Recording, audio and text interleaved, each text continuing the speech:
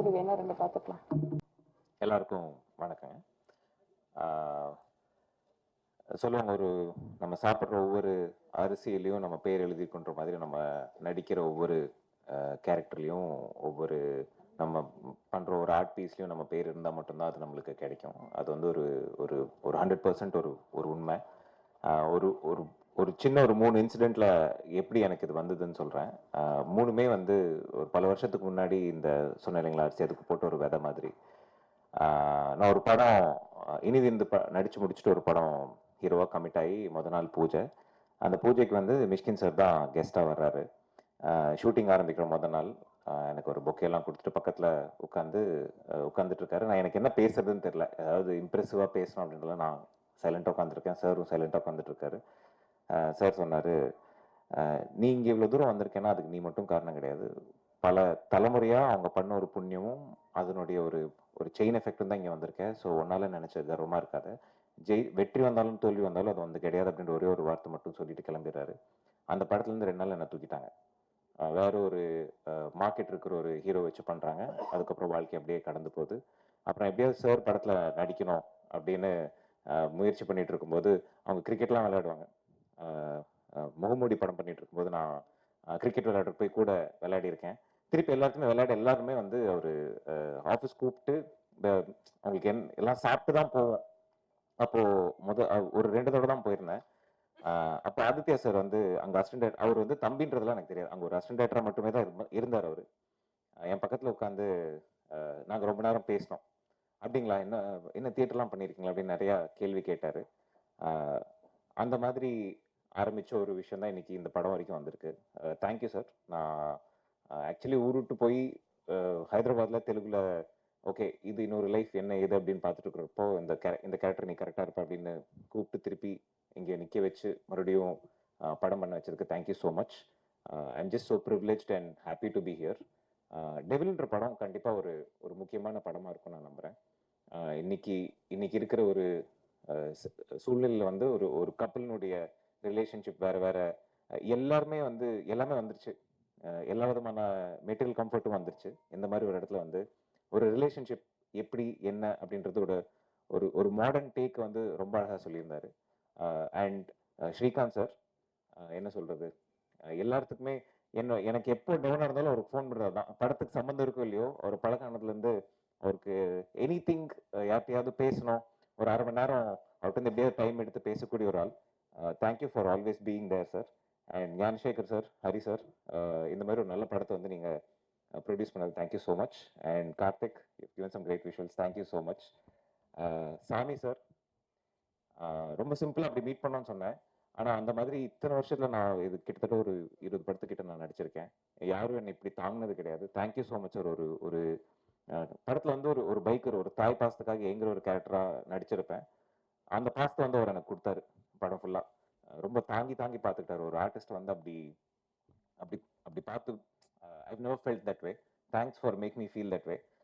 அதுதான் எனக்கு இந்த படத்தில் கிடைச்ச பெரிய டேக்அவே அதுதான். ஏன்னா ஒவ்வொரு படம் ஒரு கேரக்டர் முடிச்சு வரும்போது we should become better persons. கண்டிப்பாக அது எல்லாத்துலேயும் ஒரு மாற்றம் வரும், ஆனால் அது ஒரு பெட்டரான மாற்றமாக இருக்கணும். அண்ட் பூர்ணா, நாங்கள் ஒரு சீன் பண்ணிட்டு இருக்கும்போது அவங்க ஒரு நாள் உள்ளே போய் படுத்துட்டாங்க. ரொம்ப தலைவலிக்குது, வாந்தியெல்லாம் எடுத்துகிட்டு போய் உள்ளே போய் படுத்துட்டாங்க. நைட் சீன் 3 நாள். நான் காலைல பெங்களூர், நைட்டு வந்து சென்னை, அப்படின்னு 3 நாளாக ஃப்ளைட் பிடிச்சி ஷூட் பண்ணிட்டு இருக்கேன். ஒரு கன்னட படமும் டெபிலும் பண்ணிட்டு இருக்கேன். என்னடா இந்த பொண்ணு இவ்வளோ கஷ்டப்பட்டு பண்ணிட்டு இருக்கோம், அந்த பொண்ணு போய் படுத்துருச்சு அப்படின்னு ரொம்ப கோவம் வந்துச்சு. அப்புறம் தான் தெரிஞ்சது அவங்க கேரிங்காக இருந்தாங்கன்னு. அதுக்கப்புறம் நீங்கள் பார்த்த சாங் வந்து நான் கிட்டத்தட்ட உயிரை கையில் பிடிச்சிட்டு வண்டி ஓட்டியிருந்தேன். நான் பின்னாடி உட்கார வச்சிருந்தாங்க. என்ன பொறுப்பு ஜாஸ்தி ஆயிடுச்சுன்ற மாதிரி நல்லபடியாக அந்த சாங் எடுத்து முடித்தோம், மலையில் எடுத்தோம். அண்ட் விதார்த் பண்ணேன். இதே பக்கத்து ஸ்டூடியோவில் இது நடக்கும்போது நான் அங்கே அசிஸ்டன்ட் டைரக்டர் அண்ட் அசிஸ்டன்ட் கேமரான ஒர்க் பண்ணிட்டு இருந்தேன். நான் கலரிங்காக உட்காந்துருப்பேன். வெளியே இன்னொரு ஹீரோ உட்காந்துருப்பாரு, மைனாக்கு. காலிலேருந்து சாயங்காலம் வரைக்கும் வெளியே உட்காந்துருப்பாரு. எங்கள் டைரக்டர் சொல்லுவார், பாத்தியா அந்த மாதிரி இருந்தால் தான் அந்த மாதிரி சினிமா வெறி இருந்தால் தான் இருக்க முடியும், சஸ்டெயின் ஆக முடியும். அந்த வெறியெல்லாம் ஒன்ட்டே இருக்கா அப்படின்னு எங்கள் டைரக்டர் என்ன கேட்டே இருப்பார். அன்னிலேருந்து இன்னைக்கு வரைக்கும் அதே ஸ்பிரிட்டோட இருக்காரு. இந்த மாதிரி ஒரு டீமில் நான் அசோசியேட்டாக இருக்கேன். I'm very grateful and happy. Feb 2 படம் வருது, கண்டிப்பாக போய் பாருங்கள். உங்களுக்கு டெஃபினட்டாக உங்களுக்கு ஒரு ஒரு டிஃப்ரெண்ட்டான இன்ட்ரெஸ்டிங்கான ஒரு படம் அமைன்றது நான் நம்புகிறேன். நன்றி. எல்லாருக்கும் வணக்கம். ஆம், ரொம்ப நாளா பார்த்துருக்கிற ஃபேஸஸ் தான். அண்ட் ஃப்ரம் த ஸ்டார்ட் இப்போ வரைக்கும் நீங்கள் கொடுத்த சப்போர்ட்டுக்கு first thank you so much. And நிஜமாக சொல்கிறேன், நம்ம ஸ்கூலில் படிக்கும்போது ஒரு நல்ல பிரின்சிபல் இருக்கும். ஸோ அந்த பிரின்சிபல் எப்போ பார்த்தாலும் நமக்கு ஒரு பயம் இருக்கும் பேசுகிறதுக்கும், யூனோ. ஸோ அது மாதிரி தான் இப்போ எனக்கு என்னோட பிரின்சிபல் வந்து மிஷ்கின் சார். ஸோ நிஜமாக என்ன பேசணும்னு தெரியல. ஆனால் டெவில் இஸ் லைக் எனக்கு எப்பவுமே நம்ம படத்தை பற்றி தான் பேசுவோம். ஆனால் இந்த டெவிலில் வந்து it's just not a movie, it's my life also. So ரெண்டுமே கலந்து ஒரு படம் என்னோட கெரியரில் ஃபர்ஸ்ட் டைம்னா டெவில் தான். ஸோ என்னை வந்து தமிழ்நாடு ஃபர்ஸ்ட் டைம் ஒரு ஃபுல் கேரிங்காக ஒரு ஒரு ப்ரெக்னென்ட் லேடி, 2 பசங்க அப்படி காட்டினவங்க தான் Mysskin sir and Aditya sir Savarakathi. இப்போ சேம் அந்த சேம் டீம் கூட இப்போ நான் ஒரு அம்மா, நிஜமா ஒரு ஒரு பையனுக்கு ஒரு அம்மா இங்கே நிற்கிறதுனா I think sir I'm so blessed to have you in my life, both of you, Aditya sir and Mysh. Thank you so much. எப்பவுமே என்னன்னா அவங்க வந்து நான் எப்பவுமே சொல்வேன், நீங்கள் படங்கள் எடுக்கும்போது மேபி ஒரு சின்ன கேரக்டராக இருந்தாலும் என்ன கூப்பிடுங்க. பிகாஸ் அந்த செட்டுக்கு போகும்போது இட் இஸ் நாட் லைக் நம்ம மூவி ஷூட்டிங் போகிற மாதிரி இல்லை. நம்ம ஒரு ஃபேமிலியில் போய் மேரேஜ் அட்டென்ட் பண்ணி அப்படிதான். ஸோ அந்த 30 days it's like a marriage day for me. Like every day it's fun. ஏதோ ஒரு சந்தோஷம் தான், சந்தோஷம் மட்டும்தான் இருக்கும் அந்த செட்டில். ஸோ அண்ட் அவரோட மியூசிக்கில் ஃபர்ஸ்ட் டைம் அவங்க வந்து எல்லாரும் சொல்லிட்டு இருந்தாங்க லைக் மிஷ்கின் சார் வந்து மியூசிக் டைரக்டராக வந்திருக்குன்னு. ஸ்ரீ சொன்ன மாதிரி லைக் எனக்கு மிஷ்னை எப்போத்துலேருந்து தெரியும், அப்போத்துலேருந்து மிஷ்ஷோட சாங் தான் நான் வந்து ரொம்ப ரசிப்பாங்க. ஈவன் சவரக்கத்தியோட சாங்ல கூட அவங்க வந்து பாடுறது, அந்த லிரிக்ஸ் எழுதுறது, அவங்க மாற்றுறது எல்லாம் எனக்கு தெரியும். இப்போ பரப்பர பிசாசு 2 இருக்கட்டும், அவங்களோட இன்ஃப்ளூயன்ஸ் ரொம்ப இருக்கு அந்த மியூசிக்ல. ஸோ இந்த படத்துல மியூசிக் பண்ணும்போது it was not a very special for me. It was like you are going to get the best. இப்போ நீங்கள் பார்த்த சாங் அது வந்து one of my favourite song. இப்போ எப்பவுமே எனக்கு ரொமான்டிக் ஆகணும், என் ஹஸ்பண்ட் கூட ரொமான்டிக் ஆகணும்னு தோணும்போது இந்த சாங் தான் நான் வச்சு ரொமான்டிக் ஆகுது. I just keep the song in the side so that okay, at least I'll feel some romantic look at least to my husband. So அவ்வளோ பிடிக்கும் அந்த சாங். அண்ட் டெவல் பற்றி சொல்லணும்னா Aditya sir thank you so much. நீங்கள் எப்போ ஏதாவது எழுதும்போது பூர்ணாவே யோசிச்சு எழுதுறதுக்கு நன்றி. இனியும் அப்படியே கண்டினியூ பண்ணுங்க, நான் கொஞ்சம் ஒல்லி ஆயிடும் சீக்கிரம். ஸோ 2 வெர்ஷன் ஆஃப் பூர்ணா தான் இங்கே நிற்கும். ஸோ இது வந்து என்னோட மேரேஜ் எல்லாமே நடக்கும்போது இந்த படம் நடந்துட்டு இருந்தேன். So that's a lot of difference. And coming to Karthik sir, oh you shot so beautifully. நிஜமா இது பூர்ணாவா நினைச்சேன் நிறைய ஷார்ட்ஸில். Thank you sir. And coming to my producers, thank you. நீங்கள் சொன்ன மாதிரி நானும் ட்ரபிள் பண்ணியிருக்கேன், சாரி அபவுட் இட், கொஞ்சம் கொஞ்சம் டைம்லலாம். And art director sir was nice. உங்களோட ஈஸியாக இருக்கிற அந்த பொசிஷன்ஸ் எல்லாம் ரொம்ப நல்லா இருந்தது ஒர்க். எஸ்பெஷலி அந்த நைட் சீக்வன்ஸ்லாம் ரொம்ப நீங்கள் கஷ்டப்பட்டு நான் பார்த்தேன் கிளைமேக்ஸ் டைமில். அண்ட் ஸ்ரீபதி சொல்லவே தெரியல. அதுதான் நான் சொன்னல, இப்படி நாங்கள் வந்து மேரேஜில் வேறு நிறைய ஃபங்க்ஷன் உட்காந்து இப்படி ஆயிடுது. So sorry. And coming to my both heroes, அவங்கள நிறைய டார்ச்சரும் பண்ணியிருக்கேன், நிறைய ஃபன்னும் இருக்குது. வித்தார்த்தை வந்து எனக்கு கொஞ்சம் நாளாக தெரியும், நாங்கள் ஒர்க் பண்ணியிருக்கோம். ஸோ அப்பத்துலேருந்து Vidharth you're like very close and so comfortable to work with. Arun கூட ஃபர்ஸ்ட் டைம். அண்ட் அருண் வந்து நான் வந்து ப்ரெக்னென்ட் ஆன டைம் அருண் தான் பக்கத்தில் இருந்தது. நான் எனக்கு தலை சுற்றும் போது Arun was near to me, we were shooting. So அதுக்கப்புறம் the next day morning I message like you know so sorry this is what. And அதுக்கப்புறம் சாங் எடுக்கும் போதெல்லாம் நீங்கள் ஒரு ஷார்ட் பார்த்துருப்பேன், நான் வந்து டீ குடிச்சிட்டு இருந்தது. நிஜமா அது வந்து நம்ம ஷார்ட்டாக அவ்வளோ பிளான் பண்ணல. வண்டியில் போயிட்டு இருக்கும்போது I was like Arun I feel like having a tea. So அவங்க வந்து அருண் வந்து வேற ஒன்றும் கேட்காது, லைக் அங்கே பெர்மிஷன் இருக்காதுன்னு தெரியாது. She is pregnant, what she want she have to have, he'll stop it, he'll get me that. So அந்த ஷார்ட்டு தான் அது. And it was nice working with you, Arun, and the whole team. யாராவது மறந்துச்சுன்னா the whole team of Devil, இன்னொரு heroine கூட இருக்கு இந்த படத்தில். She also done a great job. Combination scene கொஞ்சம் தான் இருந்தது. And the whole team, assistant directors எல்லாருக்குமே thank you. And camera department, production side எல்லாருக்குமே, ஏன்னா இன்னொரு மேடை இருக்குமா தெரியல உங்களுக்கு எல்லாரும் நன்றி சொல்றதுக்கு. So thank you so much. And once again to my favourite Mysskin sir, நன்றி நன்றி நன்றி. தேங்க்யூ.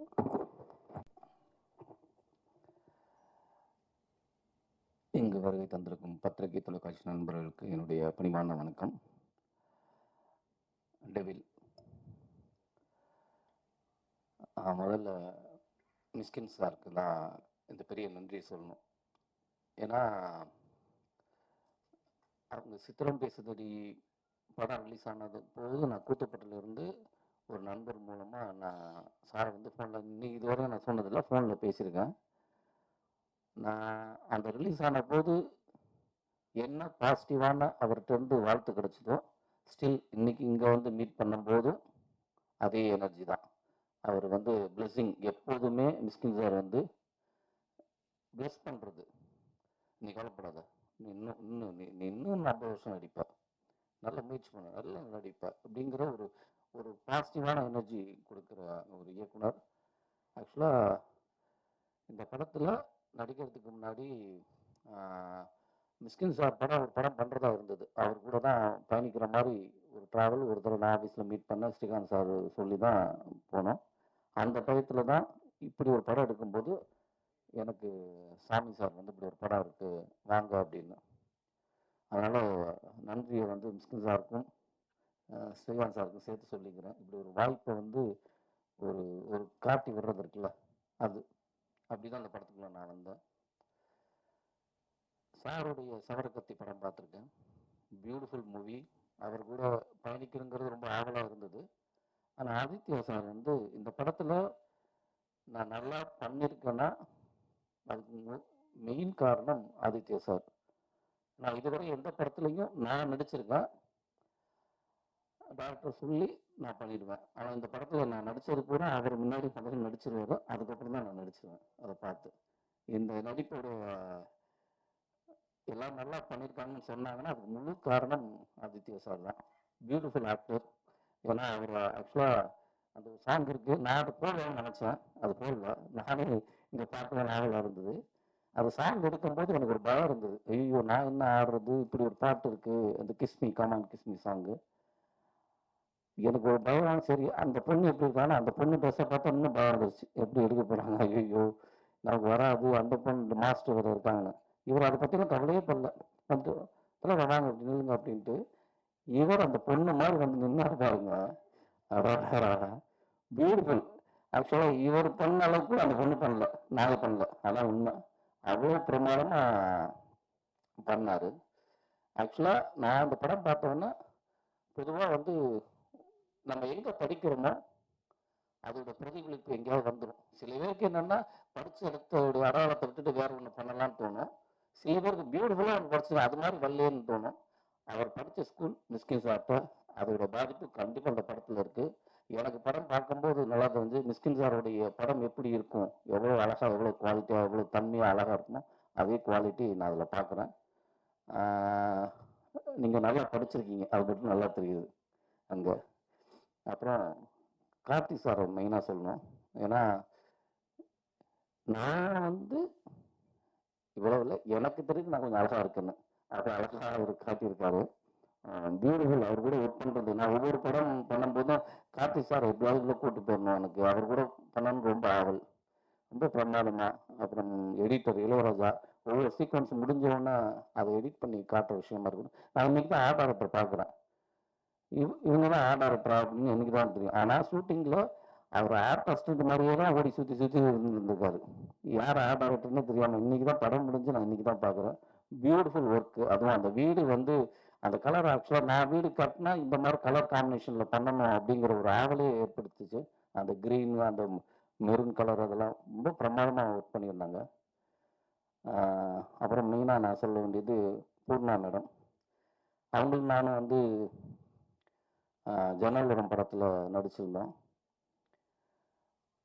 அப்பயே அவங்க ரொம்ப பியூட்டிஃபுல் ஆக்டராக, பியூட்டிஃபுல் ஆக்டர் எல்லாருக்கும் தெரியும். ஆனால் அந்த தன்மை பழகிற விதம், அன்னைக்கு நான் இன்னைக்கு பழக அந்த ஆரம்பிச்சோமோ அதுக்கப்புறம் நான் எங்கேயெல்லாம் சந்திக்கிறோமோ அவங்களோட நல்ல ஒரு அண்டர்ஸ்டாண்டிங், எப்போதுமே ஒரு சிரிச்ச முகத்தோடயே இருப்பாங்க. இந்த படத்தில் ரொம்ப பிரமாதமே. அந்த படத்தில் ஜன்னல் உரத்தில் அவங்கள ஏங்கி இருந்தோம், ஜோடி சேரல. இந்த படத்தில் ஜோடி சேர்த்துட்டாங்க. அருண், ஆக்சுவலாக நானும் அவரும் ஒன்றா தான் ஆரம்பித்தோம். ஹீரோவா பயணிச்சு வந்து 2 பேருமே 2010 இனிது மைனா 2 ஒரே டயத்தில். நான் அதுக்கு முன்னாடியே தியேட்டர் ஆக்டர் சார், நான் கூத்துப்பட்டில் இருக்கும்போது அவர் மேஜிக்கில் அந்த குரூப்பில் இருப்பாங்க ஏழாமில், அப்போ நிறையா சந்திச்சிருக்கிறோம். இப்போ 2 பேரும் சேர்ந்து படம் பண்ணுறதுல ரொம்ப சந்தோஷமா இருக்கு. என்னை இப்பொழுது ஒரு எண்ணம் படைத்த ஒரு நல்ல ஒரு நடிகர். அவர் கூட பயணிக்க ரொம்ப சந்தோஷம். ஆஹ் தயாரிப்பாளர் ஹரி சாருக்கு நன்றியை சொல்லணும். ஏன்னா இவ்வளவு அழகான மூவியை, இவ்வளவு ஸ்டைலாக ஒரு படத்தை எந்த விதமான இடையூறும் இல்லாமல் என்ன கேட்குறாங்களோ அதை அழகாக கொடுத்தது வந்து ஹரி சாருக்கு தான் நன்றி சொல்லணும். சப்போர்ட் பண்ணீங்க, இன்னும் கொஞ்சம் சப்போர்ட் பண்ணிடுங்க. படம் ரிலீஸ் ஆகிடும். கண்டிப்பாக உங்களுக்கு ஒரு ஒரு பெரிய ஒரு நல்ல படமாக அமையும். உங்கள் முதல் படமே ரொம்ப பிரமாதமாக இருக்கும். அப்புறம் சேகர் சார், இந்த படத்தை வந்து எப்போ போனாலுமே அவருடைய பிளாஸ்டிக் கிடக்கிறத அவர் நம்ம என்ன கேட்க வரோமோ அதில் அவர் ஒன்று எல்லாத்தையும் முடிச்சிருவார் 5 நிமிஷத்தில். அவர் என்ன வர்றாரோ முதல்ல சொல்லிடுவார். நம்ம பதிலே நம்மள்கிட்ட ஒரு ஆன்சரே கேட்க மாட்டார். அதெல்லாம் ஓகே சார், எல்லாம் சொல்லிட்டுருவாரு. அந்த எனர்ஜி அதை அன்னைக்கு என்ன பார்த்தா அதே எனர்ஜி தான். ராதாகிருஷ்ணன் சார், ரொம்ப நன்றி. இப்படி ஒரு படத்தை எங்களுக்கு கொடுத்ததுக்கு அவருக்கும் நன்றி சொல்லிக்கிறேன். நான் திருப்பி மிஸ்கின் சார் படத்தில் வந்து நடிக்கணும் எவ்வளோ ஆவலாக வந்தோன்னா இப்படி ஒரு வாய்ப்பு கொடுத்தது ரொம்ப நன்றி. ஆனால் இதில் மிஸ்கின் சார் படத்தில் இயக்கத்தில் நடிக்கல, ஆனால் அவரோட இசையில் நடிச்சேங்கிறது இருக்குல்ல, அதுவே எனக்கு ஒரு பெரிய பாக்கியமாக நினைக்கிறேன். ஏன்னா அவருடைய முதல் படம் இசை. இன்னும் அடுத்தடுத்து நிறைய படங்கள் பண்ண ஆரம்பிச்சிருவாங்க அவங்க படங்களுக்கெல்லாம். ஆனாலும் அவருடைய முதல் படம் இல்லை, அதில் நான் நம்ம படமாக இருக்கிறது அது நம்ம செஞ்ச பாக்கியம் தான். ஏன்னா ஆக்சுவலாக மியூசிக் பண்ணதில்லை, நான் மியூசிக் பண்ணும்போது அவன் என்னடா பண்ணுறான், அவனால வர சொல்லு அப்படின்னு சொல்லி அங்கே சாங் கம்போசிங் நடக்கும்போது கூட நான் ஸ்டூடியோவில் எனக்கு ஒரு வாய்ப்பு கொடுத்தாங்க பார்க்குறதுக்கு. ஒரு ஃபுல் டே இங்கே உட்காந்துருந்தேன். அவங்க பண்ணுற விஷயங்களை நான் இதுக்கு முன்னாடி எந்த மியூசிக் டைரக்டரோட உட்காந்து நான் பார்த்ததில்லை. அப்படி வாய்ப்பு சும்மா அதுக்கு வந்து பாரு அப்படிங்கிறது இருக்குல்ல, அது வந்து பெரிய விஷயம். ரொம்ப சந்தோஷமாக இருந்தது அந்த தருணம். ரொம்ப நன்றி சார். திருப்பி உங்களுக்கு தான் சொல்லணும், ரொம்ப நன்றி. தேங்க்யூ. இந்த படம் பிப்ரவரி 2ஆம் தேதி ரிலீஸ் ஆகுது. கண்டிப்பாக எனக்கு என் கேரியரில் இந்த படம் எனக்கு ஒரு பெஸ்ட் படமாக இருக்கும், அதில் மாற்று கருத்தே கிடையாது. எனக்கு ரொம்ப பிடிச்ச படம். நான் படம் பார்த்துட்டேன், ரொம்ப ரொம்ப சந்தோஷமாக இருக்குது. சாமி சார் ரொம்ப நன்றி. Thank you thank you thank you sir.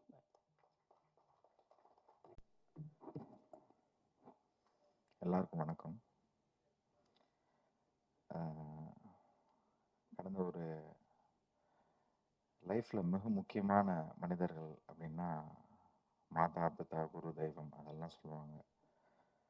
நான் 2 விஷயம் ரொம்ப மதிக்கிறேன். சினிமா ரொம்ப பேஷனேட்டடாக அதை வந்து பார்க்கறதுக்கு கற்றுக் கொடுத்தவர் வந்து என்னுடைய குருநாதர் மிஷ்கின் சார். அதை சிறப்பாக கொண்டு போய் மக்களிடம் சேர்க்கறது வந்து பத்திரிகையாளர்கள். ஸோ நீங்கள்லாம் என்னுடைய ஃபேமிலி. டெவில் ஏன்னா சவரகத்தின்னு ஒரு படத்தை வந்து இன்றைக்கும் சவரகத்தியோடைய டைரக்டர் அப்படின்னு ஒரு ஒரு பெருமையாக இருக்கிறதுக்கு காரணம் வந்து பத்திரிகையாளர்கள் தான். ரொம்ப நன்றி அதுக்கு. இந்த டெவில் படம் வந்து ஆஃப்டர் சவரகத்திக்கு அப்புறம் ரொம்ப வருஷம் கழிச்சு இந்த படம் பண்ணுறேன். சவரகத்திக்கு அப்புறம் அதுக்கப்புறம் வந்து ஃபைனான்ஷியலாக நிறையாது எனக்கு வந்து மிஷ்கின் அண்ணா எனக்கு எப்பயுமே என்னோட குருநாதர் ஹெல்ப் பண்ணிக்கிட்டே இருப்பார். அவரோட படங்களில் நான் போய் வேலை செய்வேன். அவர் படம் இல்லைன்னா வேற யாருக்கிட்ட போய் வேலை செய்வேன். ஸோ வேலை செஞ்சுட்டு இருக்கணும், சினிமாவில் இருந்துக்கிட்டே இருக்கணும். அதுதான் என்னுடைய இது. வேற தொழில் எனக்கு தெரியாது, எனக்கு பிடிக்கவும் இல்லை வேற தொழிலில் போகிறதுக்கு. ரொம்ப வருடங்களுக்கு அப்புறம் அந்த டெவில் படத்தை நான் ஆரம்பித்தேன். இந்த குவாரண்டைன் டைமில் வந்து கிட்டத்தட்ட 2 வருஷம் ஒரு வீட்டுக்குள்ளேயே வந்து எல்லாரையும் வந்து அந்த நோய் பூட்டி வச்சிருச்சு. கிட்டத்தட்ட ஒரு ஒரு சிறைவாசம் மாதிரி தான் எல்லாருமே இருந்தோம். ஸோ அப்போ நிறைய புத்தகங்கள் படிக்கிறதுக்கு எனக்கு வந்து இருந்தது. ஸோ அப்போ எனக்கு வந்து ஒரு அடுத்த படம் என்ன பண்ணலான்ற ஒரு இது, ஒரு மர்டர் மிஸ்ட்ரி பண்ணலாம், ஒரு ரூம் மர்டர் மிஸ்ட்ரி பண்ணலாம் அப்படின்ற எனக்கு ஒரு இது.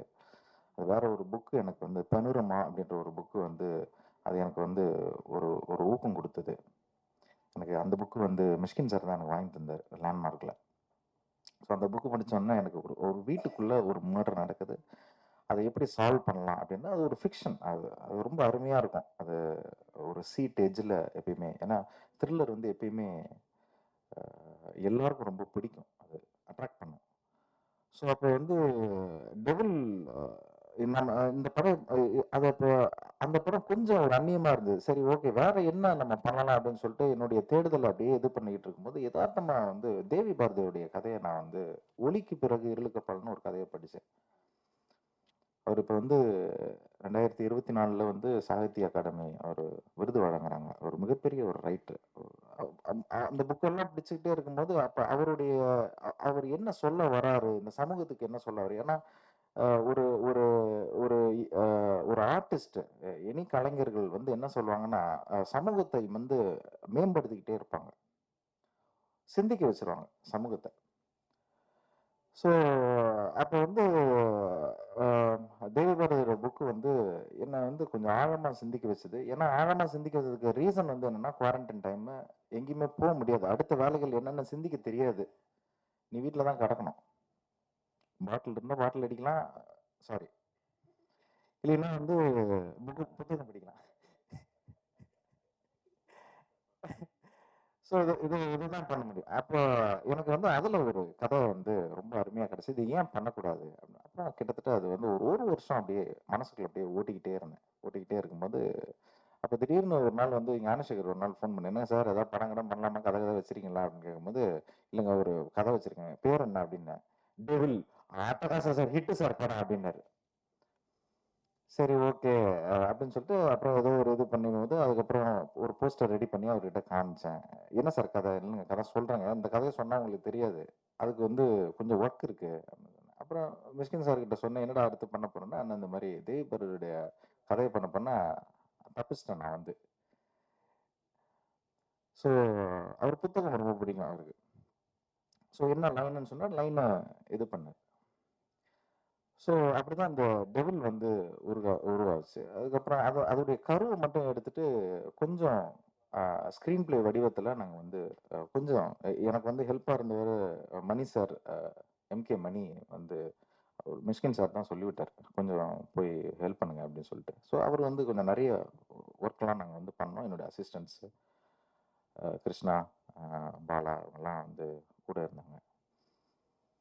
ஸோ இந்த இந்த கதை இப்படியே பண்ணிட்டு இருக்கும்போது அதோடைய டெப்த் இன்னும் போக போக இன்னும் ரொம்ப நல்ல நல்ல கதையா மாறுறதுக்கு நல்ல டைம் இருந்தது அதுக்கு.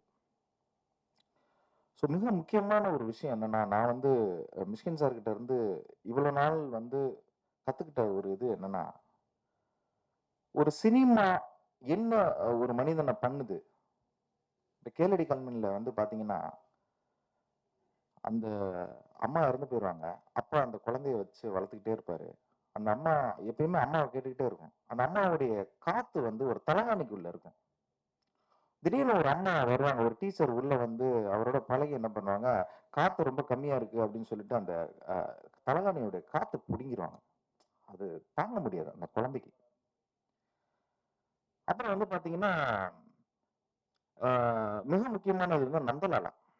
ஒரு மனப்பிறழ்வு அ இருக்கிறவன் ஒரு குழந்தைய கூட்டிட்டு எங்கேயோ ஊருக்கு தாண்டி போய்க்கிட்டே இருப்பான். எதுக்கு போறான்னா, இந்த குழந்தை வந்து அவங்க அம்மாவ பார்க்கணுன்ற ஒரு ஆசை.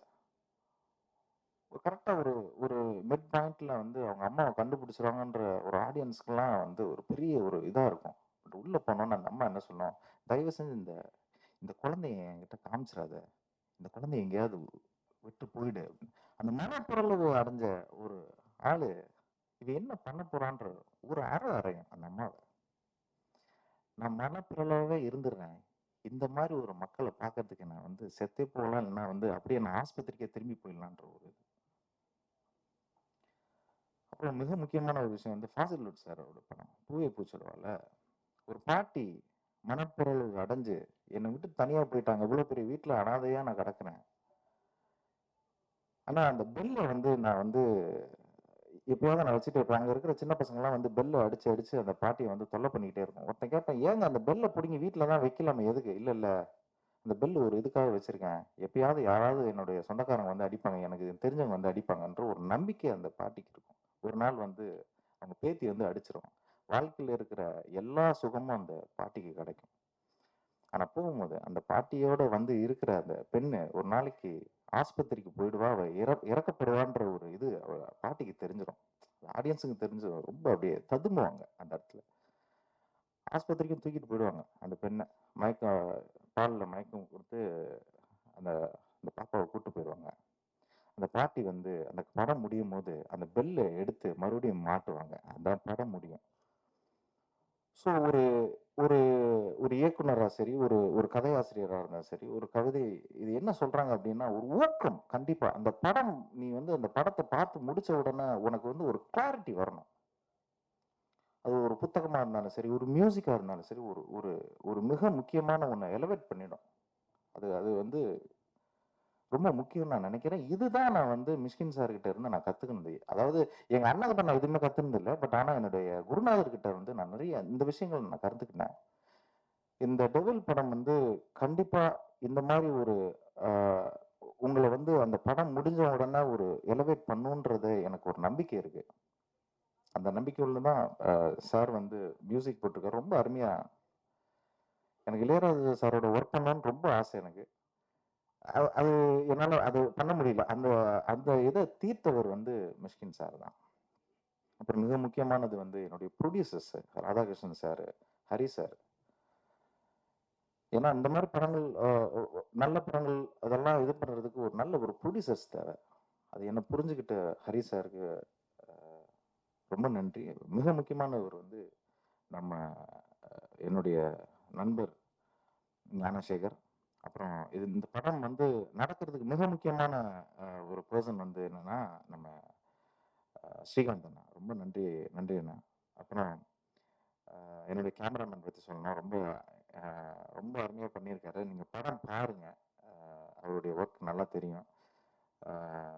பூர்ணாவுக்கு வந்து ரொம்ப நன்றி சொல்கிறேன். ஏன்னா பூர்ணா வந்து கிட்டத்தட்ட எல்லா படங்கள்லையும் பூர்ணா இருக்கிறாங்க. ஏன்னா இந்த படம் வந்து எனக்கு எப்படி வரணும் அப்படின்னா ஒரு மௌனராகம் அந்த மாதிரி ஒரு ஒரு டச்ல எனக்கு அந்த ஒரு அந்த அந்த ஒரு ஃபீல்ல இருக்கணும்னு எனக்கு ஒரு ரொம்ப ஆசை. அந்த அதில் ரேவதி ஒரு ஒரு இது இருப்பாங்க. அந்த அந்த ஃபீல்டில் எனக்கு நடிக்கணும் அப்படின்ற ஒரு இது. அதனால தான் அதை எனக்கு எழுதும் போதே பூர்ணா வந்துட்டாங்க எனக்கு. ஒரு ஸ்கார்சி வந்து எப்படி தேர்ந்தெடுப்பார், ராபர்ட் டினிரோவும் ஜோ பெஸியும் எப்பயுமே நடிப்பாங்க அவங்க படத்தில். அது என்னவா இருந்தால் ஒரு சின்ன சீனாக இருந்தாலும் நடிப்பாங்க. ஸோ அந்த மாதிரி ஒரு நடிப்பு பேய் அவங்க. அதுக்கப்புறம் வித்யாத் சாரை பற்றி நான் பேசணும். வித்யாத் சார் வந்து இந்த கதையை வந்து நான் எடுத்துகிட்டு போகிறேன் சார். ஏன்னா நான் கதை எழுதும் போதும் ஒரு வக்கீல் கேரக்டர் அது. அந்த அந்த வக்கீலில் வந்து ஏன் நான் வக்கீல் டேரக்டர் கூட கேட்டேன், ஏன் நான் வக்கீல் அப்படின்னாரு. ஸோ அந்த கதை எழுதி முடிச்சோன்னு எனக்கு வந்துச்சுன்னா அந்த வக்கீலை பற்றியான ஒரு கதை, லேவர் பற்றியான ஒரு கதை. அவன் ஒரு அப்பர் கிளாஸான ஒரு ஒரு பர்சன். அவன் பென்ஸு எப்பயுமே வந்து நல்ல ட்ரெஸ் பண்ணுவான், நல்ல சென்ட் பர்ஃப்யூம் போடுவான், எல்லாம் இது பண்ணுவான். பட் ஆனால் அவன் வந்து அவனோட மனசில் வந்து அவன் அந்த அவன் நீதியை வந்து வச்சிருக்கான். ஆனால் அப்படின்னா அந்த நீதி வந்து அங்கே தவறப்படுகிறது. அதனால பெரிய பிரச்சனைகள் அவனுக்கு வந்து அவனுடைய வாழ்க்கையில் வருது. ஸோ இதுதான் படம். ஸோ அவருக்கு நான் ரொம்ப தேங்க்ஸ் பண்ணிக்கிறேன் வித்யாத் சாருக்கு. ரொம்ப நல்லா பண்ணியிருக்காரு. அவர் என்னன்னா நான் நல்லா நடிச்சேன்னு சொல்றாரு. அது இல்லை, அவர் தியேட்டர் ஆர்டிஸ்ட். அவருக்கு தெரியும். அது வந்து ரொம்ப ஹம்பிளாக அதை வந்து சொல்றாரு. அப்புறம் நான் அருணை சொல்லணும். அருணும் வந்து ஒரு நல்ல சூப்பராக ஒர்க் பண்ணிட்டார் இந்த படத்தில். ரொம்ப தேங்க்ஸ். ரொம்ப ஒரு சாமிங்கான ஒரு பர்சன், நல்ல எனர்ஜெட்டிக்கான ஒரு பர்சன்னு. ஸோ படம் நல்லா வந்திருக்கு. என்னுடைய ஆர்ட் டைரக்டருக்கு, அப்புறம் என்னுடைய எடிட்டருக்கு நான் வந்து ரொம்ப நன்றி சொல்லிக்கிறேன்.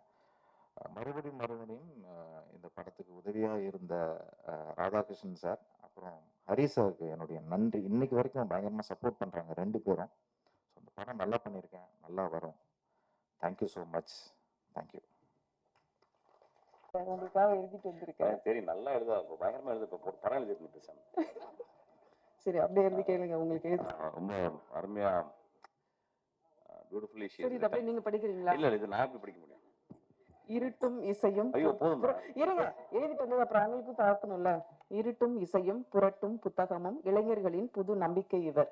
இயக்குனர்களின் கதாபாத்திரங்களுக்கு உயிரூட்டி மகிழ்பவர், ரசிகர்களை மகிழ்விப்பவர். தயங்காத பேச்சும் தனியாத அன்பும் இவரின் அடையாளம். டால்ஸ்டாய் தொடங்கி நம் காலத்தில் தமிழ் பிரபா வரைக்கும் ஆழமான வாசிப்பை நேசிப்பவர். இசைஞனாகவும் பரிணமித்து ஜொலிக்கும் பெருங்கலைஞன். இந்திய சினிமா வரலாற்றில் காலம் கடந்தும் பிரகாசிக்க போகும் இயக்குனர்களின் வரிசையில் இவருக்கு எப்போதும் இருக்கைகள் உண்டு. இயக்குனர், நடிகர், இசையமைப்பாளர் என் நண்பர் மிஷ்கின் அவர்களை பேச அழைக்கிறோம். அழைக்கணும்னா அங்கேருந்து வரல, ஆல்ரெடி இருக்கிறேங்க.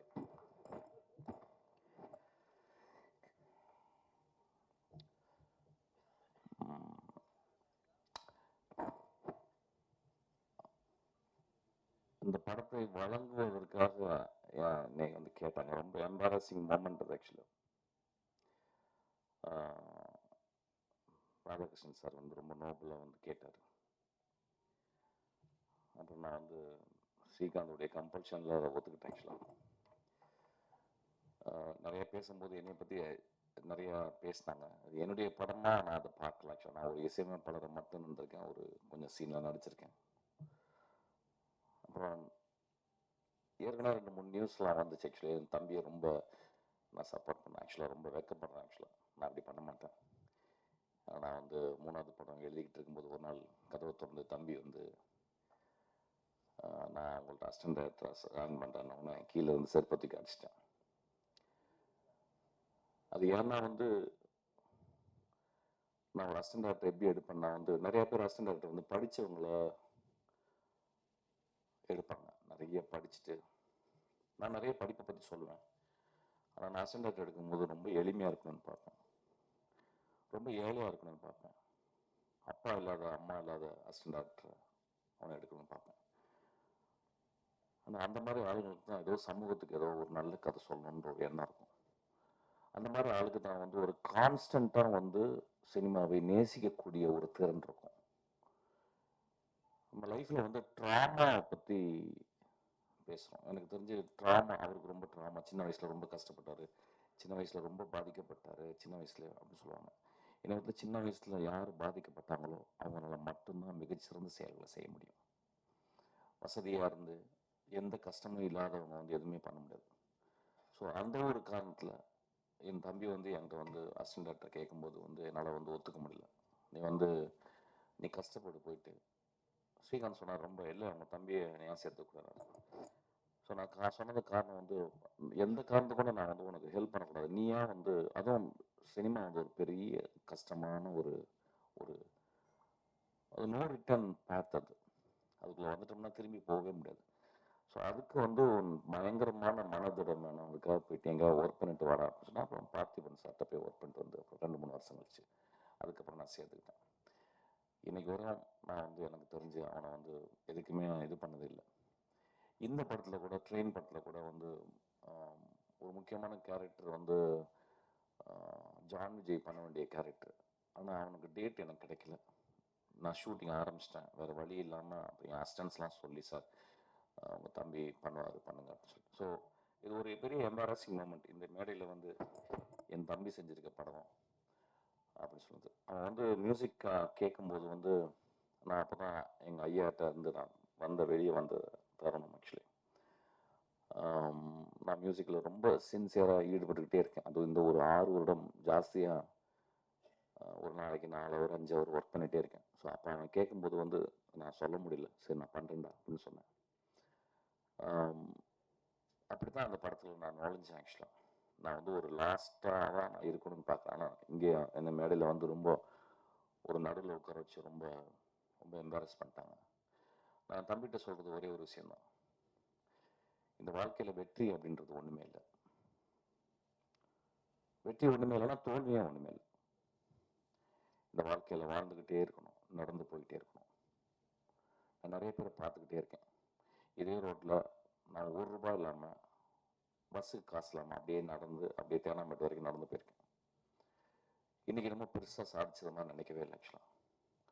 இன்றைக்கும் அதே மாதிரி தான் இருக்கேன். இன்றைக்கி எனக்கு ஒரு புத்தகம் வாங்குறதுக்கு அல்லது ஒரு நல்ல படத்தை பற்றி பேசுறதுக்கு யாரோ ஒரு நண்பன் இருந்தால் போதும். இந்த வாழ்க்கையில் வந்து பெருசாக நம்ம வந்து சாதிக்க போகிறோம்னு நினச்சிக்கிருக்கோம். யாருமே சாதிக்க முடியாது. சாதிச்சவங்களாம் மிகப்பெரிய மனிதர்களுக்காக. இந்த படத்தில் கிளைமேக்ஸில் ஒரு டயலாக் எழுதியிருக்கேன், ஒரு நல்ல மனிதன், ஒரு சாதாரண மனிதன் தனக்காகவும் தன் குடும்பத்துக்காக வாழ்கிறான், ஒரு நல்ல மனிதன் அடுத்தவர்களுக்காக இந்த உலகத்துக்காக வாழ்கிறான் அப்படின்றது. அது ரொம்ப கம்மி பேர் தான் பண்ண முடியும் ஆக்சுவலாக. ரொம்ப கம்மி பேர் தான் பண்ண முடியும். நம்மளாம் பண்ண முடியுமான்னு தெரியல ஆக்சுவலாக. ஸோ அதை தம்பிகிட்ட சொல்லுவேன், இந்த மேடையில் நான் ஆரம்பிக்கும் தான் சொல்கிறேன், இந்த படத்தினுடைய வெற்றியோ தோல்வியோ கிடையாது. ஒரு படம் நீ ஜென்யூனாக நீ பண்ணியிருந்தேன்னா, அது என் தம்பிக்கு இல்லை, என் அசிஸ்டன்ட் டைரக்டர் இருக்க எல்லாருக்குமே அதான் சொல்லுவேன், ஏதோ ஒரு வகையில் சினிமா வந்து ஒரு பெரிய அழுத்தத்தை கொடுக்குது, ஒரு ஓட்டப்பந்தயம் மாதிரி ஆயிடுது. ஏன்னா அசங்காட்டில் சொல்ல ஓட்டப்பந்தயம் இல்லை சினிமா. நீ 10 வருஷம் 15 வருஷம் நீ வந்து படம் பண்ணாமல் கூட இரு. நான் ஒரு படம் பண்ணும்போது அந்த படம் வந்து எவ்வளோ ஒழுக்கமாக இருக்கு அந்த படத்துக்குள்ள கேளிக்கைகள், அந்த படத்துக்குள்ள இன்ட்ரெஸ்டிங்கான விஷயங்கள் எல்லாமே நீ பண்ண அந்த படம் ஏதோ ஒரு வகையில் ஒரு இமேஜோ ஒரு சீனோ அது வந்து மனசில் தச்சுக்கிட்டே இருக்கணும். அதை வந்து ட்ரை பண்ண அப்படின்னா அதை இந்த படத்தில் ட்ரை பண்ணியிருக்கான்னு நான் நினைக்கிறேன் ஆக்சுவலாக. ஸோ இந்த படத்தை பற்றி நான் வந்து பெருசாக நான் பேச போகிறதில்ல. இந்த படத்துக்கு வந்து முதல்ல இதை ப்ரொடியூஸ் பண்ண வந்த ராதாகிருஷ்ணன் சாருக்கு ரொம்ப நன்றி. அதுக்கப்புறம் அந்த படத்தை முழுக்க தோல் மேலே போட்டுக்கிட்டு சுமந்த திரு ஹரி அவருக்கு நன்றி. பூர்ணா, நான் விதார்த்தெலாம் பேசிட்டு அதுக்கப்புறம் பேசுகிறேன். விதார்த் வந்து நான் நீ பார்த்தா சொன்னேன், விதார்த்த வந்து நான் விதார்த் என்ன பண்ணுறீங்க, நீ ஒரு 50 வருஷம் சினிமாவில் இருப்ப விதார்த். ஏன்னா இப்போ சினிமா இல்லைன்னா விதார்த் செத்து போயிடும், அந்த மாதிரி தான். ஆனால் சினிமாக்குள்ளேயே உழண்டு நான் ஆக்சுவலாக படம் பண்ண வேண்டியது ஏதோ மிஸ் ஆயிடுச்சு. ஆக்சுவலாக ரொம்ப சின்சியரான ஒரு ஆக்டர், ரொம்ப நல்ல பையன், ரொம்ப எளிமையாக பழகக்கூடிய பையன். சில பேருக்கு, சில நடிகர்களுக்கு வந்து மூஞ்சில் ஒரு லேண்ட்ஸ்கேப் இருக்கும்.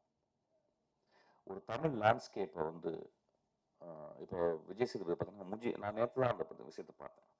நான் க்ளோஸ்அப்பில் பார்க்கும்போது, நான் க்ளோஸ்அப் போக மாட்டேன், நான் தூரத்தில் வந்து பார்க்கும்போது விஜய் சேதுபதிக்கு ஒரு தமிழ் லேண்ட்ஸ்கேப் இருக்கு. அந்த மாதிரி லேண்ட்ஸ்கேப் கொண்ட ஒரு மனிதன் தான் வந்து விதார்த். ஒரு கைத்தட்டமே ரொம்ப போர் அடிக்குது, அப்படியே அமைதியாக என்னமோ ஆஸ்பத்திரியில் உட்காந்துருக்க மாதிரி போயிட்டு இருக்கு. ரொம்ப வெகு சில ஆக்டர்ஸ் தான் அந்த மாதிரி ஒரு லேண்ட்ஸ்கேப் இருக்கும். அந்த மாதிரி ஒரு லேண்ட்ஸ்கேப் கொண்ட ஒரு மனிதன் ஒழிச்சுக்கிட்டே இருக்கணும் விதார்த். நானும் அதான் பண்ணிக்கிட்டு இருக்கேன். எனக்கு பெரிய வெற்றிகள் தேவையில்லை, பெரிய பணம் தேவையில்லை, பெரிய புகழ் தேவையில்லை. நான் 365 நாள் வேலை செய்யறதுக்கு எனக்கு ஒரு சின்ன ஒரு படம் இருந்தால் போதும்னு நினைக்கிறேன். அதுக்கப்புறம் வந்து அருண், ரொம்ப ஸ்மார்ட்டான பையன். நம்ம பேசுறதுக்கு முந்தையே பேச ஆரம்பிச்சிடலாம். Very smart. அதாவது எப்படி சொல்றது, he is throbbing with energy. நல்லா படிப்பான். இப்போ வந்து ஜெர்னல் நாட்டம் சொன்னாரமா, என்ன சொன்னேன், அந்த ஜெர்னல் நாட்டம் வந்து படிக்கலாம், ஏற்கனவே படித்தேன், திரும்பி படுறேன் அப்படின்னு. அது படிக்கலாம். ஒரு ஆக்டர் வந்து ஒரு ஜெர்னல் நாட்டம் மோட்டர் சைக்கிள் படிக்கிறது வந்து ரொம்ப ரேர் அப்படின்னு நினைக்கிறேன் ஆக்சுவலாக. அதை படிச்சு வந்து ரொம்ப சின்சியராக டிஸ்கஸ் பண்ணுவான். ஸோ இஸ் அ வெரி ஒரு ரொம்ப இன்டெலிஜென்ட்டான ஒரு ஆக்டர் ஆக்சுவலி. அப்புறம் ஆக்டிங்கும் ரொம்ப சின்சியராக பண்ணுறான். அந்த படத்தில் அவன் கூட ஒர்க் பண்ணி போய் பார்த்தேன். தம்பி தான் வந்து ரெக்கமெண்ட் பண்ண, நல்ல பையனா அப்படின்னு சொன்னேன். என்னடா சொல்கிறேன், தெலுங்குலேருந்து வந்ததில்லை, நான் தமிழ் பையனா, நம்ம வீட்டில் பக்கத்துலேயே இருந்த பையனா அப்படின்னு சொன்னான். அப்புறம் அவன் பெர்ஃபார்மன்ஸ் பார்த்து எனக்கு ரொம்ப பிடிச்சிச்சு. இந்த படத்தில் ஒரு முக்கியமான கேரக்டர் ட்ரெயினில் பண்ணுறான் ஆக்சுவலாக. நல்ல நல்ல கேரக்டர் அவனுக்கு ஒரு எழுதியிருக்கேன் ஆக்சுவலாக. ஒரு சின்ன கேரக்டர் தான், ரொம்ப பியூட்டிஃபுல்லான கேரக்டர். அதுக்கப்புறம் கார்த்திக், சினிமாட்டோகிராஃபர் கார்த்திக், ரொம்ப படித்த பையன், ரொம்ப இன்டலெக்சுவலாக ஒரு சினிமா பார்க்குற பையன். குதிரை வரலாம் பண்ண ஒரு பையன். அவன் போனவொன்னே கதை, எனக்கு என்ன மாதிரி கதை நீங்கள் அப்படின்னு சொல்லி கேட்பான். ஆக்சுவலாக எந்த கதையும் அப்படி ஒத்துக்கிற ஒரு சினிமாட்டோகிராஃபர் கிடையாது ஆக்சுவலாக. என்கிட்ட வர கூட ரொம்ப சார், நான் நீங்கள் எப்போயாவது நீங்கள் படம் பண்ணும்போது நான் இந்த படத்துக்கு நான் நல்லது ஜஸ்டிஸ் பண்ணுவேன் அப்படின்னு சொன்னால் எனக்கு கூப்பிடுங்க சார் சொன்னால் ஒரு ரொம்ப ரொம்ப மேன்மையான ஒரு பையன். இந்த படத்தில் வந்து நல்லா பண்ணியிருக்கான். ஆர்ட் டைரக்டர், ரொம்ப கஷ்டமான ஒரு ஆர்ட் டைரக்டர். பின்னாலேயே இருக்கணும் ஆக்சுவலாக, அது யாரும் பார்க்க மாட்டோம். ஆனால் ரொம்ப செழுமையாக, ரொம்ப அழகாக, சிம்பிளாக பண்ணியிருக்கான். அந்த படத்தினுடைய எடிட்டரு, அதுக்கப்புறம் சேகர், எதுக்கு வந்து காலில் விழுந்தாலும் தெரியல ஆக்சுவலாக. நிறைய பேர் என்ன தியாகி மாதிரி ஆகிட்டாங்க ஆக்சுவலாக. நான் பார்க்கும்போது என்ன வாயிலாம் கட்டி ரொம்ப சத்து போன மாதிரி உட்காந்துருந்தேன் ஆக்சுவலாக. காலெல்லாம் வந்து விழுந்தாங்க. காலில் விழுந்து வயசாயிருது ஆக்சுவலாக. நான் சாதாரணமாக வயசாகாது, இப்போ காலில் விழுந்து வயசாயிருது ஆக்சுவலாக. எனக்கு தெரியும், ஒரு 16-18 வருஷமா எனக்கு தெரியும். சித்திரம் பேஸ்லேருந்து என் கூடவே இருக்கிறேன் ஆக்சுவலாக. ஓடிக்கிட்டே இருக்கான், அப்படி அப்படியே ஓடி ஓடி ஓடி ஓடி ஓடி இன்னைக்கு வந்து ஒரு ஒரு ஒரு ஒரு ப்ரொடியூசர் லெவலுக்கு வந்துட்டான் ஆக்சுவலாக. சீக்கிரம் என் படத்தையும் பண்ணிடுவ போலடா நீ. ஆமாம், ரொம்ப எளிமையான பையன், ரொம்ப அன்பான பையன், ரொம்ப தன்மையான பையன். அதாவது ஒரு என் குடும்பத்தை சேர்ந்தவன் தான். எது ஓடி வருவான் அப்படி இருக்கணும் அந்த மாதிரி பையன். அதுக்கப்புறம் ஸ்ரீகாந்த். ஒரு சினிமாவில் 30 வருஷம் நட்பு இருக்குமா அப்படின்னா டவுட் தான். பெரிய பெரிய நட்பெல்லாம் இருந்திருக்கு, பிரிஞ்சிருக்கு ஒரு காலகட்டத்தில். அதாவது 2 பேரும் ஒன்றா வருவாங்க, திடீர்னு ஒருத்தர் வேறத்துக்கு போயிடுவார். அப்படி ஏதோ இந்த நட்பு தாங்காது. அப்படி ஏதோ ஒரு ப்ராப்ளம் வந்து ஒரு காம்ப்ளெக்ஸ் வந்து மனித இயல்பு தானே அது. ஆக்சுவலாக என்னடா கடவுள் நம்மளை வந்து இப்படி பண்ணிட்டாங்க, என்ன அந்த லக்கு அவருக்கு மட்டும் அடிச்சிருச்சு, எனக்கு ஏன் இது கிடைக்கல அப்படின்ற குழப்பம்லாம் வந்துடும் நட்பில். அந்த குழப்பமே இல்லாத ஒரு மனிதர் தான் ஸ்ரீகாந்த். ஆக்சுவலாக இன்னைக்கு வரைக்கும் நான் மேலே போகும்போது எனக்கு வந்து டக்குன்னு கட்சி படுத்து பாக்கெட்டில் வைப்பார். நான் வேகமாக ஓடும்போது ஓடி வந்து எனக்கு இந்த ஷூ போட்டுருங்க மிஷ்கின் அப்படின்னு சொல்லுவார். நான் ஏர்போர்ட்டுக்கு போகும்போது டிரைவர் இல்லைன்னா அவர் ஓட்டு வருவார். நான் சித்திரம் பேசுறி ஆரம்பிக்கும் போது நான் இரவுகளில் உட்காந்து நான் வந்து எழுதிக்கிட்டே இருப்பேன். நான் வந்து ஒரு இரவு பறவை. அப்போ ஒரு மூலையில் உட்காந்துட்டு அவர் எனக்காக டீ போட்டு கொடுத்துட்டே இருப்பார். என் லைஃப்பில் மறக்க முடியாத ஒரு நண்பர். ஆக்சுவலி நான் அவரை பற்றி எங்கேயுமே பேசலை. ஆக்சுவலி என்னை ஏன் பேசலைன்னா வந்து அது அப்படியே இருக்கணும்னு ஆசைப்பட்றேன். இன்னைக்கு வரைக்கும் எனக்கு பின்னாடியே இருந்துக்கிட்டு எனக்காக வேலை செஞ்சுக்கிட்டே இருக்காரு. ஆக்சுவலி என் தம்பி வேலை செஞ்சதில்லை, எங்கள் அப்பா அம்மா எனக்கு ஹெல்ப் பண்ணதில்லை. ஆனால் எனக்காக அவங்க குடும்பத்தை கூட பார்க்காம எனக்காக என் மகளை பார்த்து கொண்டு, என் மகள்கிட்ட பேசுறது கூட எனக்கு டைம் கிடையாது. என் மகளுக்கு இன்னைக்கெல்லாம் காசு, நேரத்தெல்லாம் போய் காசு அனுப்பினார். ஆக்சுவலாக ஸோ என்னை எப்பொழுதுமே நேசிக்கணும். என் வாழ்க்கையில் என்ன பெருசாக சாதிச்சேன் அப்படின்னா, நான் சாகும்போது ஸ்ரீகாந்த் என் கூட இருப்பார்.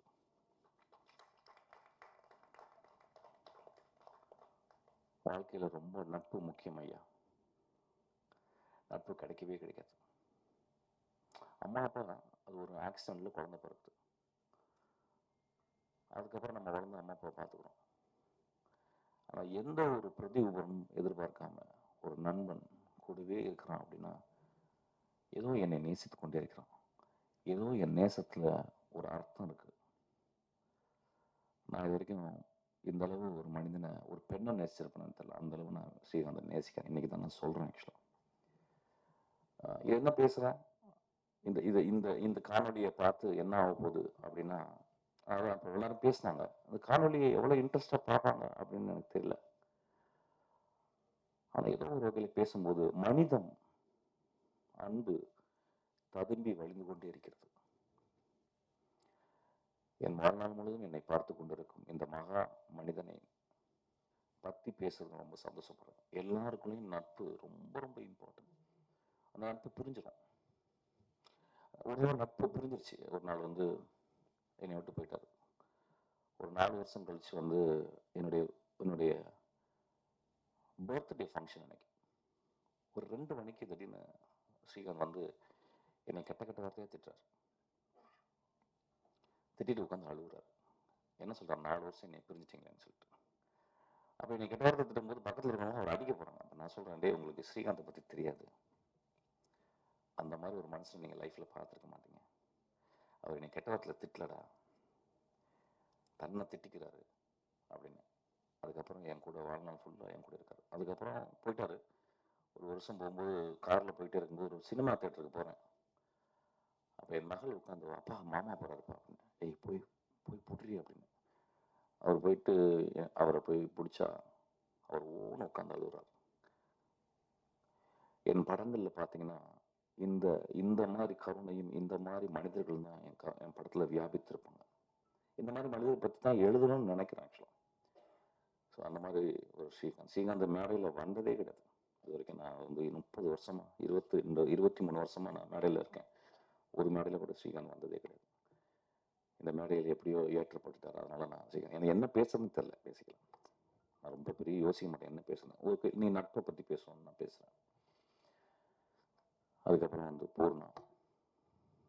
பூர்ணாவின் குழந்தைய இன்னைக்கு பார்க்கும்போது எனக்கு வந்து I was very mood. Actually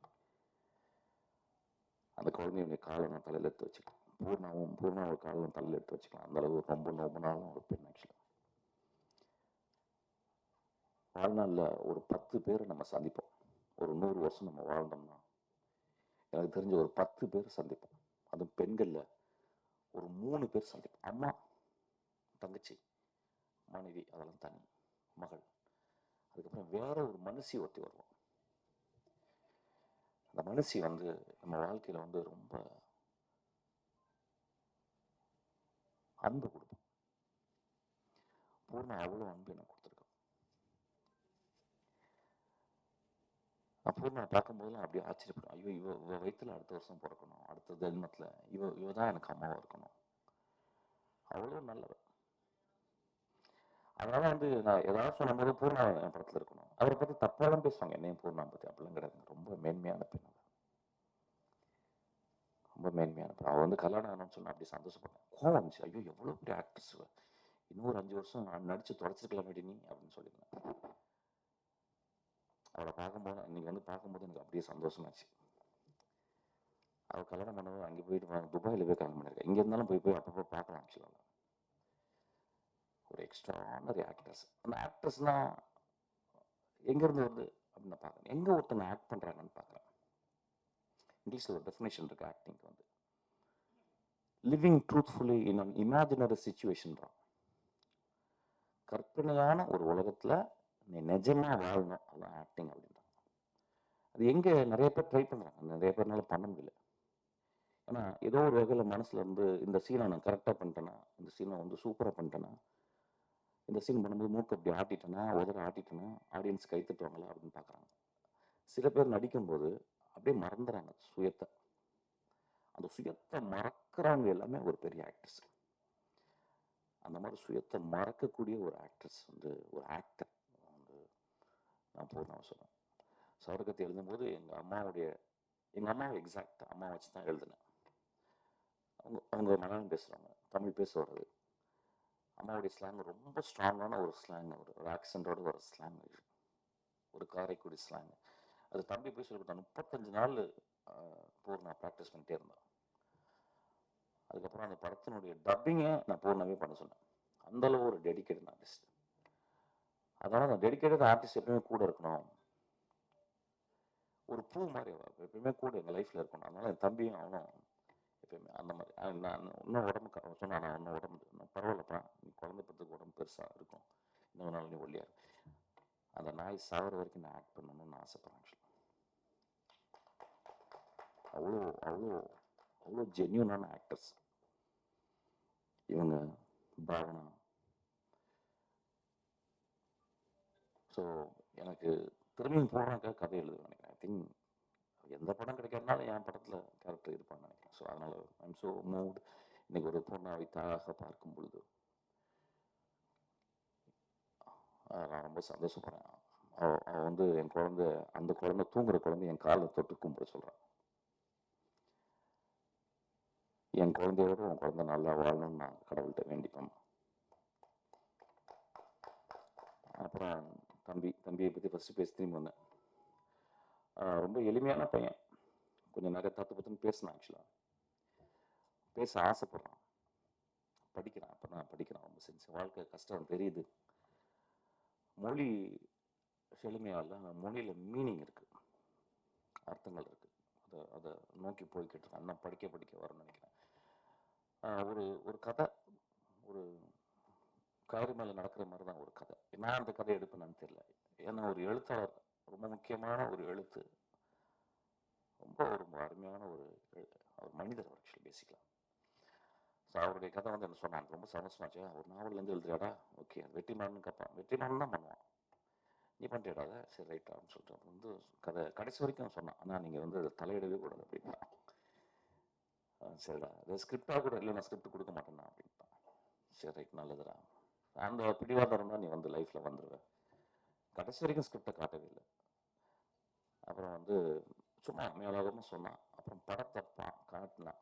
ஆனால் நான் படத்தை காட்டி தான் நான் மியூசிக் பண்ணோம். அந்த படம் பார்த்து நல்ல படம் அப்படிலாம் சொல்ல மாட்டேன் அவங்கள்ட்ட. நான் சும்மா அது தம்பியை இது பண்ணுற மாதிரி. ஆனால் நிறைய இடங்களில் வந்து ரிஸ்க் எடுத்திருக்கான். ஒரு பெண் உடைய பிறழ்வு, அவள் பெண் அப்படியே அந்த காமத்துக்குள்ளே போகிறது, காமமாக தெரியாமல் கஷ்டப்படுறது, நல்ல ஒரு மெச்சூரான கதைகள் நிறைய என்ன கதைகள் சொல்றோம் அப்படின்றது வந்து ரொம்ப பெரும் குழப்பம் இருக்கு. அதனால இப்போ வந்து நான் பார்த்தேன், இப்போ நிறைய படங்கள் பார்த்தீங்கன்னா இந்த வீடியோ கேம் மாதிரி கண்டினியூஸாக சுட்டுக்கிட்டே இருக்காங்க, கொட கொட கொட கொடன்னு சுட்டுருக்காங்க. ஹெலிகாப்டர் சம்மந்தமே இல்லாமல் வீட்டுக்குள்ள எல்லாம் வருது, ஏன் வருதுன்னே தெரியல. என் படத்துல கிளைமேக்ஸ்ல ஒரு சின்ன ஹெலிகாப்டர் வேணும்னு அப்படி வர வச்சுட்டு போயிட்டு இருக்கேன் அதுக்காக. தானு சார் சொன்ன தானு சார் எப்படின்னா எது கேட்டாலும் 100 தந்துடுறாரு. நான் ஒன்று சார் ஒரு வண்டி 100 வண்டி அனுப்பிடுறான்ப்பான்றாரு. நான் ஹெலிகாப்டர் சும்மா சொன்ன உடனே வந்துட்டு அவர் ஹெலிகாப்டர் கொண்டு வரப்பன்னு போயிட்டாரு. சார் இல்லை சார், நான் வேணும்னு என் படத்துல தூரத்தில் ஒரு ஹெலிகாப்டர் வர மாதிரி காட்ட போறேன் சார் அப்படின்னு நான் சொல்லியிருக்கேன் ஆக்சுவலாக. ஸோ என்ன கதைகள் பண்றதுன்னே தெரியல. அப்புறம் இந்த பையன் என்னங்க புரியல 10 நிமிஷம். அப்புறம் இவன் வந்து ஒரு கதை, ஒரு ஒழுக்கம் ஒரு நியாயம் அதுல இருக்கு. அது எப்படி பண்ணுனா அது எப்படி சுவையா இருந்துச்சுன்னா ஆடியன்ஸ் தான் வட்டி கொடுக்கணும். நான் சொல்லக்கூடாது. இங்க நிறைய பேர் சொன்னாங்க நல்ல படம், நான் அப்படிலாம் சொல்ல மாட்டேன். நல்ல படம்லாம் ஓடிதுதான். நந்தலோட நல்ல படம் தான், ஓனா ஆட்டுக்குட்டி நல்ல படம் தான். இந்த போன வாரம் ஜப்பான்ல ஓனா ஆட்டுக்குட்டி வந்து போட்டுட்டு ஒருத்தர் ஜப்பான் ப்ரொஃபஸர் கூப்பிட்டு பேசுறாரு என்கிட்ட, படம் ரொம்ப நல்லா இருந்துச்சுன்னு. அப்படிங்களாங்க, தமிழ்நாட்டில் நல்லா இல்லைங்க அப்படின்னு. ஸோ அது நல்ல படம் அப்படிலாம் கிடையாது. ஆனால் ஒரு படம் நன்றாக மனித ஆழத்திலிருந்து நிஜமா நான் நல்ல படம்னு எடுத்த படம் எல்லாமே வாழ்நாள் பொழுது நல்லா இருக்கும். உதிரி போட்டு நம்ம மறக்க முடியுமா? ரஜினிகாந்த் சொல்றாரு வந்து, போன தங்கச்சி திருப்பி வந்து கட்டி பிடிச்சி அழுகுறா, யோ போயா அப்படின்னா. இது போதாங்க அந்த படத்தை மறக்க முடியுமா? ஸோ ஒரு நல்ல படம் வாழ்க்கையை சொல்லக்கூடிய படம், வாழ்க்கையை எப்படி வாழ வேண்டும் என்று சொல்லக்கூடிய படம், எப்படி நேசிக்கப்பட வேண்டும் என்று சொல்லக்கூடிய படம், எதற்காக வாழ்கிறோம் என்ற கேள்விகளை எழுப்புகிற படம், அது நல்ல படம் தான். இதில் அந்த மாதிரி சில கேள்விகள் இருக்கு. ஸோ அதனால I think for us it's considers a decent film. படம் எப்படி சுவையாக இருந்தது, எப்படி நல்லா இருந்துச்சு தான் பத்திரிக்கைக்காரங்க எழுதணும். அதுக்கப்புறம் படம் பார்த்துட்டு அது நல்லா இருக்குன்னு சொல்லணும். So that rest up to the audience and the people. இந்த மேடையில் வந்து படம் நம்ம நல்லா பண்ணியிருக்கேன்னு நம்ம சொல்கிறது வந்து, ஸோ அந்த படத்தில் அந்த மாதிரி ஒரு விஷயம் இருந்துச்சு. அப்புறம் மியூசிக்கு நான் ஐயாட்ட இருந்து வந்தவொடனே சண்டை, கண்டினியூஸாக சண்டை. நான் சண்டை போட்டுகிட்டே இருக்கேன், அவர் என்னை திட்டுக்கிட்டே இருக்காரு. அப்புறம் ஒரு ரொம்ப மனசு கஷ்டமாயிடுச்சு. அப்புறம் இனிமேல் வந்து வெளியே வரும்போது இப்படி ஒரு கொடுத்துருக்கான். சரி என்ன பண்ணால், என்னுடைய குருநாதர் இப்போ ரீசெண்டாக ராம்மூர்த்தி அவர் வந்து ஒரு 2 வருஷமாக எனக்கு அவர் மியூசிக் சொல்லி கொடுத்துருக்காரு. நானும் ஒரு 6 வருஷம் படிக்கிறேன். ஸோ அதனால் வந்து சரிடா எனக்கு புதுசாக ஏதாவது பண்ணலாம் அப்படின்னு சொல்லிட்டு இந்த படத்தில் இறங்கியிருக்கேன். ரீரெக்கார்டிங் வந்து இந்த துருவாட்டு இந்த படத்தில் வந்து ஒரு கம்ப்யூட்டர் ஜெனரேட்டட் மியூசிக், ஏதாவது ஒரு லூப்ல இருந்து எந்த எதுவுமே எடுக்கலை. முழுக்க உண்மையாக இருக்கிற, ஃபார் எக்ஸாம்பிள் வயலினிஸ்டன் இருக்காங்க நம்ம ஊரில், நிறைய பேருக்கு தெரியாது. இங்கே எக்ஸ்ட்ராடினரி வயலினிஸ்ட் அந்த ஸ்ட்ரிங் செஷனில் உள்ளவங்க எனக்கு தெரிஞ்ச கல்யாண் சார், அதுக்கப்புறம் செல்லிஸ்ட் சேகர், இவங்க இன்டர்நேஷனல் லெவலுக்கு இவங்க பெரிய ஆளுங்க. ஆனால் இன்னைக்கு அவங்கள நிறைய யூஸ் பண்ணாமல் கம்ப்யூட்டர் ஜெனரேட்டாகவே நிறைய அது இந்த படத்தில் அப்படி இல்லாமல் முழுக்க ஒரு லைவ் இன்ஸ்ட்ருமெண்ட்லேயே பண்ணணும்னு சொல்லிட்டு நான் பண்ணியிருக்கேன். ஆக்சுவலாக ஒரு பரவாயில்லாமல் பண்ணியிருக்கேன். ஒரு 36 மார்க்குக்கு ஒரு ரீரெக்கார்டிங் பண்ணியிருக்கேன். நான் எப்பயுமே அப்படி தான் எய்ம் பண்ணேன், 36 மார்க் வந்தால் போதும் அப்படின்னு. அந்த மாதிரி ஒரு 36 மார்க் எய்ம் பண்ணியிருக்கேன். ஒரு 5-6 பாட்டு போட்டிருக்கேன். பாட்டு வந்து எப்பயுமே சின்ன வயசுலேருந்து பாடிட்டே இருப்பேன், நான் கம்போஸ் பண்ணிகிட்டே இருப்பேன், நானும் எழுதி பாடுவேன். அந்த மாதிரி இதில் வந்து எனக்கு ரொம்ப இதில் பிடிச்ச பாட்டு வந்து ஒரு கடவுளுக்கு கோரிக்கை அப்படின்ற ஒரு பாட்டு, ஒரு திணவு பாட்டு எனக்கு ரொம்ப பிடிச்ச பாட்டு. அது வந்து நான் படத்தில் கம்போஸ் பண்ணியிருக்கேன். அதுவும் ஒரு 36 மார்க்கு பாஸ் போடலாம்.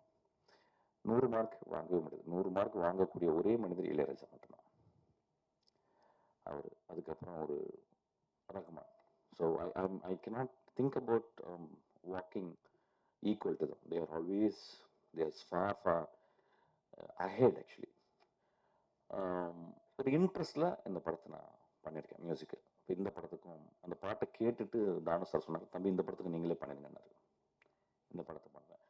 2 பேரை பற்றி நான் சொல்லணும். இந்த படத்தை நான் பண்ணிக்கிறதுனால இப்போவே ப்ரமோஷன் ஆரம்பிச்சிடலாம் இருக்கேன்.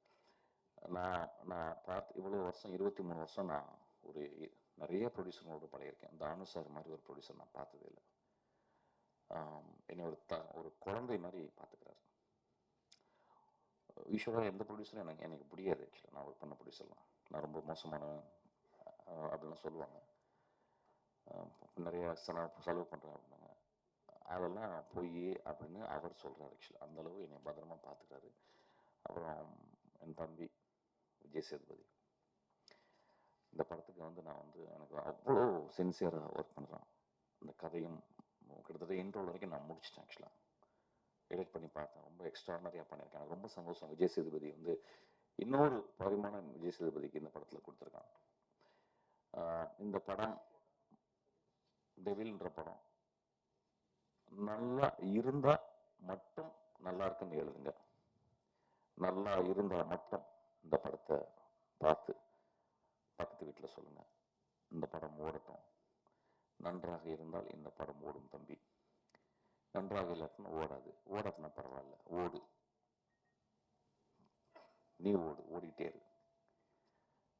வாழ்க்கையில் வெற்றியும் இல்லை, தோல்வியும் கிடையாது. வாழ்க்கையில் ஓடிக்கிட்டே இருக்கணும். நன்றி, தேங்க்யூ.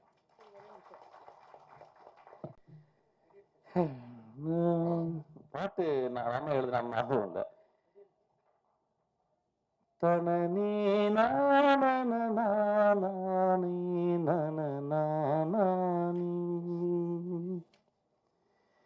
தினநானி நனனி நானி நனநானி தனநானா தினநீனா நனநானி நானா தனனே நான.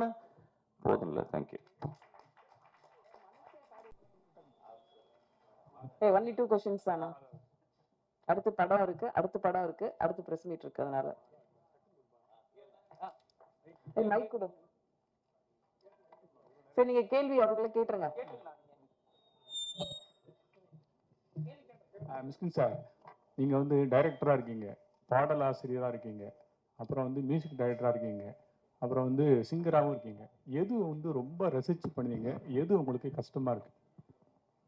எனக்கு எழுதுறது அதாவது எப்படி எழுதுறேன்னா, நீங்கள் நம்ப மாட்டீங்க. இந்த கடந்த ஒரு 4-6 படங்கள் எழுதும்போது, கிளைமேக்ஸ் எழுதும்போது எனக்கு வந்து ஹெமரேஜ் வந்துடும். அதாவது ஹெமரேஜ்னா ரத்தம் அப்படி அந்த அளவு இன்டென்ஸா நான் எழுதணும் ஆசைப்படேன். எழுத்து வந்து ரொம்ப ரொம்ப சின்சியரு. இப்போ எழுத்தை விட மியூசிக் ரொம்ப எனக்கு பிடிச்சிருக்கு.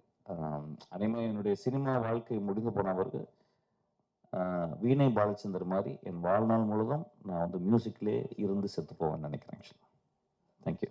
டேரக்டர் சார், டேரக்டர்ஜி, மிஸ்கின் சார், இந்த படத்துக்கு டெவில்னு அண்ணன் மிஸ்கின் சார் பேர் வச்சாரா, இல்லை அவரை பார்த்து நீங்கள் வச்சிங்களா? மிஸ்கின்ஸ் டெவில் தான். அது ஒரு கேட்சியான ஒரு நேம். இது இந்த கதைக்கு தேவைப்பட்டது அந்த பேர். இதுல எல்லாருமே வந்து டெவிலா தான் இருப்பாங்க. அதுக்கப்புறம் வந்து படத்துடைய எண்ணில் வந்து கடவுளாக மாற்றப்படுவார். சார், அதே மாதிரி மிஸ்கின் சார், நீங்கள் பேசுகிறப்ப சொன்னீங்க, நான் அந்த இன்னொரு ஹீரோ இருக்கார்லாம், தெலுங்கு ஹீரோ இனிதீனது, அவரை பற்றி பேசுகிறப்ப நான் எழுதியிருக்கேன் அப்படின்னீங்க. ஆக்சுவலாக தம்பிக்கு எழுதி ஏதாவது சப்போர்ட் பண்ணியிருக்கீங்களா, இல்லை தம்பியே தான் கதையா? நான் அவர் பேசுகிறப்ப ஃபுல்லாக நான் எழுதினேன் பேசினேன் அப்படின்னு சொல்லி சொன்னார், படித்தேன் புக்கு அப்படின்ட்டு. இல்லை, இந்த படத்துக்கு நான் சம்மந்தமே இல்லை சார். எனக்கு ஆக்சுவலாக வந்து அவன் வந்து தேவி பாரதி சாருடைய கதையை அவர் திரைக்கதை எழுதி முடிச்சுட்டு என்கிட்ட காட்டக்கூட இல்லை ஆக்சுவலாக. ஸோ அதனால் வந்து இந்த படம் முழுக்க என் அசிஸ்டன்ட் எழுதணும். சந்தோஷம் சார். இளையராஜா சார் கூட ஏற்கனவே சண்டை வருத்தம் அப்படின்னீங்க. இப்போ இன்னும் கோச்சிக்க மாட்டாரு, ஏன்னா அவர் ரொம்ப கோவக்காரரு. இப்போ நீங்கள் மியூசிக் டைரக்டராக இருக்கிறதுல இன்னும் அந்த சண்டை ஜாஸ்தி ஆகிடாதா? அப்படிலாம் ஒன்றுமே இல்லைங்க. அவர் சண்டை போட்டால் அவர் ரொம்ப பெரிய ஞானி. அவர் பெரிய பெரிய குழந்தை மனசுக்காரரு. நான் ஒரு 24 மணி நேரம் நினைக்கிறேன். அவர் 24 மணி நேரத்தில் ஒரு செகண்ட் என்னை நினைப்பாருன்னு நினைக்கிறேன். ஆக்சுவலாக அந்த அளவு அவர் நேசிச்சுக்கிட்டே இருக்கேன். லாஸ்ட் ஒரு क्वेश्चन. அந்த அளவு அவர் வந்து அவரும் என்னை நேசிக்கிறார். நல்லா தெரியும். அவனும் சொல்ல மாட்டாரு. நான் அவ்வளோ உயரத்தில் இருக்கவர் சொல்ல மாட்டார் ஆக்சுவலாக. ஆனால் நிஜமா என்னை ரொம்ப நேசிப்பார். ஆக்சுவலாக நான் அவர் நேசிச்சுக்கிட்டே இருக்கேன். பொண்ணு எந்த நடிகைக்கும் கிடைக்காது. மிஸ்கின் சார் சொல்லிட்டாரு, உங்களை வந்து அண்ணாவா நினைக்க போறேன், வந்து பையனா வந்து நீங்க பாருங்கன்னு. இப்போ அவர் பையனா நினைச்சீங்கன்னா அவருக்கு ஒரு அட்வைஸ் பண்ணீங்கன்னா என்ன அட்வைஸ் பண்ணுவீங்க? இதெல்லாம் அவர் சேஞ்ச் ஆகும்னு நினைப்பீங்க? அவங்க வந்து அவங்களுக்காக வாழுறது இல்லை. But I want him to live for him at least once அப்படின்னு நான் நினைப்பீங்க. Because he always think about others. His happiness அவங்க யோசிக்கிறதும் எனக்கு தெரியவே இல்லை. நான் ஒர்க் பண்ணுறேன் எப்போல்லாம் எனக்கு அவங்கள like I have work with him, I know him. நான் ஃபோனில் பேசும்போதெல்லாம். So I told you recently also like கல்யாணம் பண்ணிக்க சொல்கிறேன் ஆக்சுவலாக. அவள் வேற ஒன்றும் இல்லை. இன்னொரு கல்யாணம் இல்லை. என் மனைவி இருக்காங்க, என் மகள் இருக்கா ஆக்சுவலாக. போதும். ரொம்ப அதான் சொல்கிறேன். பூர்ணா பற்றி சொல்லும்போது புரியாது நிறைய. எப்படி ஒரு நடிகையை பற்றி இப்படி பேச முடியுன்றாங்க. அது அவர் நடிகையே கிடையாது. என் வாழ்நாளில் மிக முக்கியமான ஒரு பெண் ஆக்சுவலாக வந்து. அவ்வளோ சின்சியராக சொல்லுவோம் ஆக்சுவலாக வந்து. ஏன் ஒரு கல்யாணம் கூட பண்ணிக்க மாட்டேன்றீங்க? இது பரிதாபம்லாம் ஒன்றும் இல்லைங்க. ரொம்ப சந்தோஷமா இருக்கு. கல்யாணம் பண்ணுறாங்களா எவ்வளோ கஷ்டம்னு தெரியும்ல உங்களுக்குலாம். நான் வந்து சும்மா ஜாலியில் ஜிம்கானாக இருக்கேன் ஆக்சுவலாக. இதோட முடிச்சுக்கலாம். நன்றி, வணக்கம். வந்து ட்ரெயின் போயிட்டு இருக்குது. அடுத்த சந்திப்புல சந்திப்போம். ஏமா இப்பதான் நம்ம சூடு இருக்கு, என்ன அப்படி பண்றேனே? பரவாயில்லையா? இல்ல யூஸ்வல் என்னன்னா பிரஸ் மீட்ல கேள்வி கேட்டா ரொம்ப பயந்து போய் ஐயோ என்ன பண்ண போறாங்க அப்படில. அதாவது எனக்கு தெரிஞ்ச முதல் படத்துல இருந்து அந்த நண்பர் தெரியும். முதல் படத்துல இருந்து இவங்கெல்லாம் பாத்துக்கிறேன் ஆக்சுவலா வந்து. ஸோ அதனால எனக்கு கொஞ்சம் கூட பயம் இல்லை. they are absolute sweethearts. கேளுங்க சார், ஒன்னு 2 3 கேள்வி கேட்கலாம். என்னம்மா உனக்கு பிரச்சனை? உனக்கு எனக்கு பிரச்சனை இல்லை. இல்ல அடுத்ததுல நீ தான் காம்பியரா? இல்ல இல்ல ஷோ அதான் இருக்கு. சொல்லுங்க. அம்மா, மனைவி, சகோதரி இவங்களெல்லாம் காட்டிலும் லைஃப்ல ஒரு பெண் இருப்பான்னு சொன்னீங்க. அது உண்மையும் கூட நிறைய பேர் இதுல அந்த மாதிரி உங்களுக்கு பூர்ணா இருந்தாங்க. அதாவது ஃப்ரெண்ட்லியா, அது வந்து நான் எங்களுக்குள்ளார லவ் அப்படிலாம் கிறிஸ்துலாம் வந்து அப்படிலாம் இல்லை அப்படின்னீங்க. இப்போ அந்த மாதிரி ஏன்னா இப்போ பூர்ணா கல்யாணம் ஆகி போயிட்டாங்க. இப்போ அந்த மாதிரி யார் இருக்கா உங்க லைஃப்ல? என் மகள் இருக்கா ஆக்சுவலா. பயங்கரமா லவ் பண்ணிக்கிட்டு இருக்கேன் அவள் ஆக்சுவலா. மகள் மகள்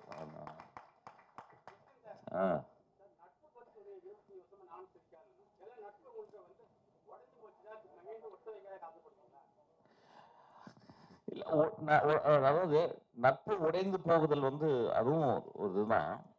எனக்கு தெரிஞ்சவங்க கூட நட்பு இருந்ததே கிடையாது. என் நன்னோட இருந்த எல்லா நட்பும் ஒரு சிறந்த நட்பு. நான் இப்போ ரவிக்குமார்னு ஒரு இன்ஸ்பெக்டர் இருக்கான். அவன் வந்து ஒரு வருஷத்துக்கு 2 தடவை நான் வந்து பார்ப்பேன். 2 நிமிஷம் தான் பார்ப்பேன். ஆனால் அவ்வளோ பாந்தமாக இருக்கும்.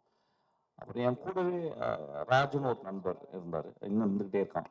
அப்புறம் ஜோயல்னு ஒரு நண்பர் தான் என் கூட இருந்தான். அவனும் ஸ்ரீகாந்த் மாதிரி தான் ஆக்சுவலாக. நடுவில் பிரிஞ்சு போயிருக்கான். ஆனால் நான் எப்பொழுதுமே அவனை நினைத்து கொண்டே இருக்கேன் ஆக்சுவலாக. அவனும் என்னை அப்படி நேசிப்பான். கோவம் இருக்கும் அவனுக்கு. எனக்கு அவன் மேலே ஒரு துளி கூட எனக்கு கோவம் இல்லை. ரொம்ப நல்ல பையன், ரொம்ப என்னை நேசிக்கிற பையன் ஆக்சுவலாக. ஒருவேளை அவனுக்கு கோவம் வந்திருக்கலாம். அந்த கோவத்தில் நியாயமும் வந்திருக்கலாம். ஏன்னா ஒவ்வொருத்தரும் ஒவ்வொரு வருஷன்ல பேசுறாங்க. நட்பு பிரியும் போது என் வருஷன் ஒன்று அவன் வருஷன் அப்படி பிரிச்சு பேசிக்கிட்டோம்ல, அப்படி கிடையாது. அதெல்லாம் மீறி அந்த நட்பு ரொம்ப அழகான நட்பு.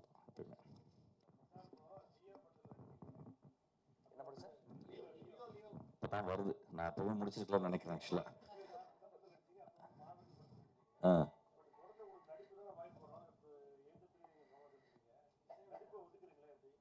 இல்லை சார், நடிப்புன்றது வந்து ஒரு வருஷத்துக்கு 2 3 படம் பண்ணலாம் சார். காசு ரொம்ப கம்மியாச்சுன்னு நடிக்கலாம் ஆக்சுவலா. நான் அப்படிதான் யோசிக்கிறேன். ஏன்னா நான் கேட்குற சம்பளம் கொடுக்கவே முடியாது ஆக்சுவலா. ரொம்ப மோசமாக சம்பளம் கேட்குறேன் ஆக்சுவலா. ஆனால் அப்பயும் இல்லை, துரத்தி கொடுக்குறாங்க ஆக்சுவலா. ஆனால் ஒரு படமாக பண்ணிக்கிட்டே இருக்கும்போது இயக்குனராக ஒர்க் பண்ணும்போது என்ன நினச்சி பார்க்கணும். இப்போ ஒன்றும் இல்லை, இப்போ வந்து ஒரு நம்ம விஷ்ணு விஷாலுடைய தம்பி படத்தில் வந்து டைரக்டர் மிஷ்கினாவே நடிக்க ஒரு கதை எழுதி என்னை கேட்டிருக்காங்க ஆக்சுவலா.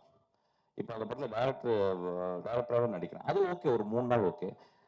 நம்ம விக்னேஸ்வரன் வந்து ஒரு 25 நாள் கேட்டான். என்னால் முடியலடா அப்படின்னு சொல்லிட்டேன். நானும் கொஞ்சம் சம்பளம் பெருசாக கேட்டேன். அதுவும் கொடுக்க முடியலனால மாட்டேன்ட்டான் போல ஆக்சுவலாக. வெரி ஸ்வீட் பாய் ஆக்சுவலாக. அந்த படம் பெரிய ஹிட் ஆகும். ரொம்ப இன்ட்ரெஸ்டிங்கான படம் அந்த படம் ஆக்சுவலாக. நான் மிஸ் பண்ணிட்டேன். பட் ஆனால் இப்போ விஜய் சேதுபதி ஒர்க் பண்ணிக்கிட்டு இருக்கேன். நான் நினச்சி கூட பார்க்க முடியல. அது வந்து பிரிஞ்சு நான் கிட்டத்தட்ட வந்து அது ஸ்பாட்லேயே ஒரு வீடு எடுத்து தங்கிட்டேன் ஆக்சுவலாக. ஸோ அந்த அளவு அங்கே ஒர்க் பண்ணிக்கிட்டு இருக்கோம். So I cannot think about இன்னொரு படத்தில் போயிட்டு இப்போ நடிக்கிறதுக்கு டைமே கிடையாது. எதுலண்ணா? இல்லை விஜய் சேதுபதி படத்தில் நான் வந்து டைரக்டராக தான் இருக்கிறேன். ஓகே, நன்றி. ஒரு குரூப் போட்டோ. தேங்க்யூ.